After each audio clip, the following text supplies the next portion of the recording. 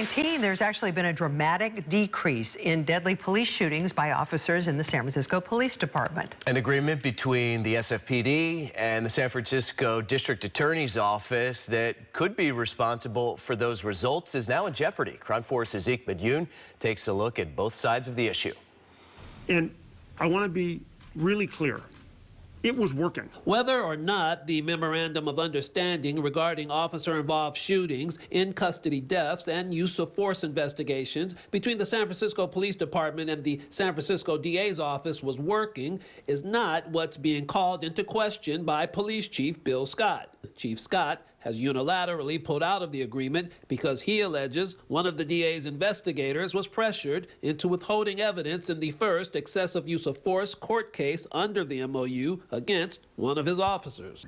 This is about the essence of the MOU itself and what that MOU is supposed to stand for. At this press conference, the district attorney had this to say in defense of his office. Because I can assure you that when my team makes mistakes, we own them.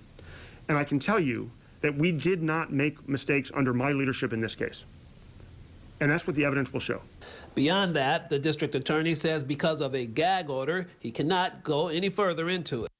So, Christine, you get into it. If that is the case, is the chief standing on solid ground here? No, listen.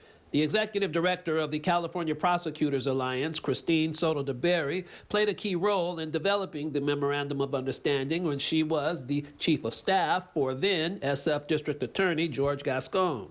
If there's a disagreement about the memorandum, the appropriate remedy for that is a conversation where the chief can raise the concerns that he has to the DA and the DA can respond to those concerns. But tossing out an agreement that has made San Franciscans safer from police use of force is not the answer. And it shakes public confidence, and it shakes the confidence of many of our leaders here in the city.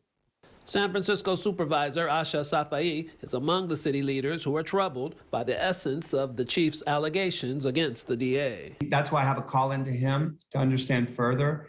I don't believe that he would just use one incident to tear up an agreement that has shown some positive impact. And it sounds as though from what I have heard him say, that this was a pattern of behavior from the district attorney's office.